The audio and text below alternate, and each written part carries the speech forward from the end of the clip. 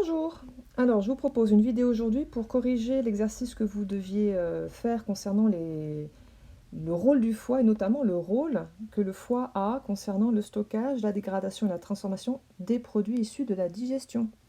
C'est pour ça que je vous ai remis dans la consigne que vous voyez sous les yeux en jaune. J'ai bien surligné le fait qu'il fallait absolument vous cantonner uniquement aux seuls produits issus de la digestion, à savoir les nutriments, dont on a parlé dans le cours au préalable. Je vous rappelle que le foie reçoit du sang via la veine porte hépatique. Ce sang transporte tous les nutriments issus du système digestif, en tout cas de la digestion, à savoir des monosaccharides, des acides aminés et puis des nucléotides. Donc le foie va en faire quelque chose de ces nutriments-là.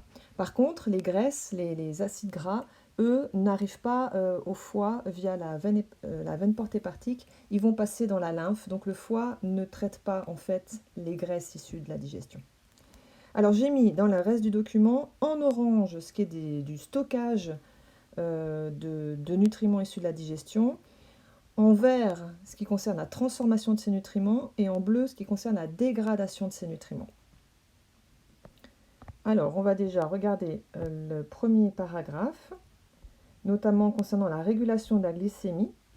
Donc, vous voyez que dans ce paragraphe, je n'ai surligné en orange, donc en stockage, que le fait que du glucose excédentaire dans le sang provenant via la veine porte peut être stocké effectivement sous forme de glycogène dans le foie. Le glycogène, c'est un hydrate de carbone, et je vous rappelle que l'hydrate de carbone, c'est l'ancien nom qu'on donnait aux glucides. Donc le glycogène, c'est un polysaccharide, un gros glucide. Donc là, c'est du stockage. Par contre, on retrouve de la transformation de nutriments en vert. On peut dire que s'il y a du glycogène qui est stocké, c'est que le glucose a été finalement transformé. Et on a aussi quelques acides aminés qui peuvent être transformés chimiquement pour être stockés ensuite en glycogène. Donc ça, ce sont deux types de transformation, de deux types de nutriments glycogène. Et enfin, j'ai mis en bleu ce qui concerne de la dégradation. Et au contraire, quand il n'y a plus assez de glucose dans le sang, ce glycogène qui a été stocké originellement par le foie va être dégradé pour redonner du glucose.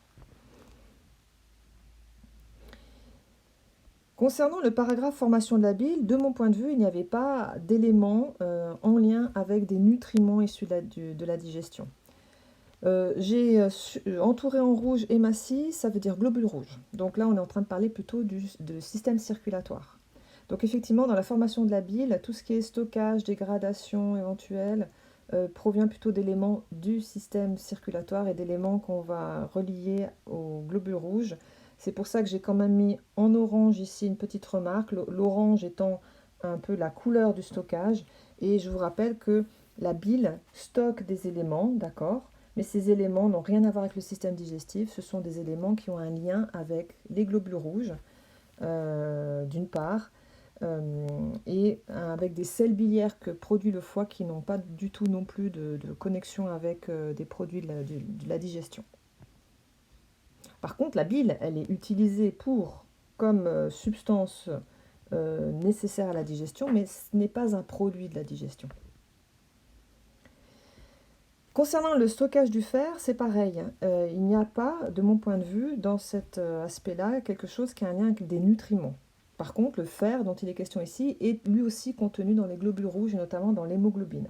Donc c'est bien une forme de stockage, c'est pour ça que j'ai écrit quelque chose en orange, mais qui n'a rien à voir avec des produits de la digestion. Concernant la désamination, pour moi, il y a uniquement stockage de certains résidus de la désamination qui peuvent être effectivement stockés sous forme de glycogène dans le foie. Mais ce processus, pour moi, est surtout un processus de transformation et notamment effectivement de produits de la digestion. Les acides aminés, qui sont des nutriments de la digestion, s'ils sont excédentaires, vont être transformés en glucides, hydrates de carbone. Et ce glucide peut être, lui, transformé encore en glycogène.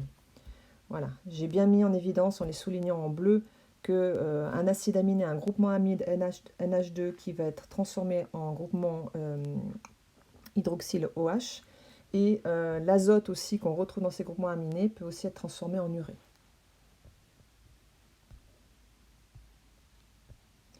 Concernant le paragraphe sur l'élaboration des protéines, alors là oui, en vert, le foie va transformer des acides aminés qui viennent de la digestion et va les remettre en sang pour élaborer des protéines qu'il va ensuite injecter dans le plasma, c'est-à-dire la partie liquide du sang. L'aspect température corporelle, c'était juste en fait un paragraphe pour vous expliquer qu'en fait votre température corporelle qui est de l'ordre de 37 degrés, en majorité, c'est parce que votre sang a à peu près cette température-là et votre sang est chaud car il est chauffé par le foie qui fait énormément de réactions chimiques en lui-même et ces réactions chimiques vont dégager de la chaleur. Voilà, donc votre foie c'est un peu votre radiateur interne. Dans le paragraphe utilisation des graisses par le corps, ce n'est pas du tout en lien avec des nutriments issus de la digestion. Les graisses qui sont explicitées ici sont des graisses en fait qui sont stockées dans les... Alors, qu'est-ce que j'ai mis? Transformation de graisse. Oui, je crois qu'il y a une petite erreur ici. Hop. Ce sont donc des transformations de graisses qui sont déjà stockées dans vos tissus adipeux. Ces graisses ne proviennent pas du tout de ce que vous venez de manger, de ce que vous venez de digérer. Hein. Elles sont déjà stockées depuis un petit moment. De graisses stockées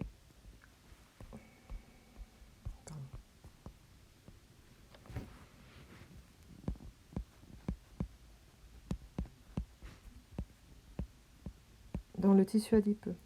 Donc, il n'y avait pas à relever ici des éléments liés avec la digestion.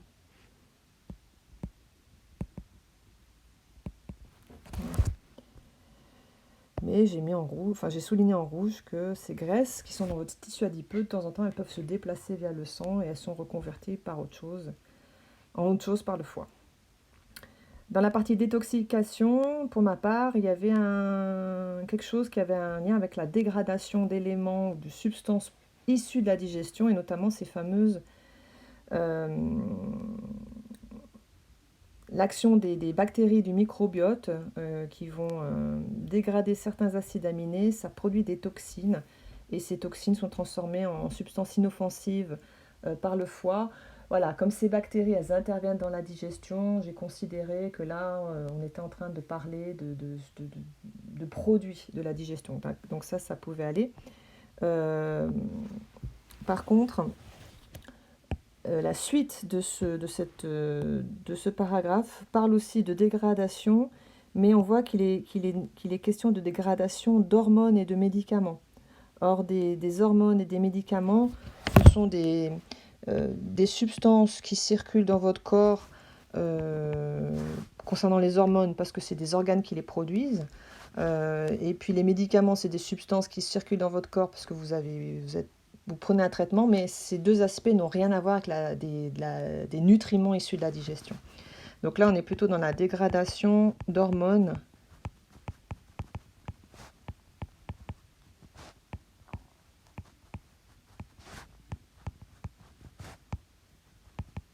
et de médicaments. Et enfin, dans la partie stockage des vitamines, j'ai bien surligné en orange, donc ça veut dire que pour moi, il y avait des éléments qui avaient un lien avec le fait de stocker des produits issus de la digestion. Les vitamines A et D sont pour ma part des produits issus de la digestion. Hein, c'est les bactéries du microbiote qui les produisent ou elles proviennent de certains végétaux qu'on mange, donc, ainsi que la vitamine B12. Donc pour moi, ça jouait pour des éléments de stockage. Donc ce que vous pouvez faire, c'est vous avez fait un tableau. Dans ce tableau, j'ai vu que la plupart d'entre vous ont tout mis. Donc maintenant, faites un peu le tri. Voyez dans les éléments de vos tableaux, dans le stockage, dans la transformation et la dégradation, ceux qui concernent vraiment des éléments des nutriments de la digestion. Donc, vous reprenez ce que moi-même j'ai surligné en orange, en vert ou en bleu, et comme ça vous pouvez dans votre tableau mettre en évidence, trier un peu les informations que vous y avez stockées. Voilà, je vous souhaite un bon travail.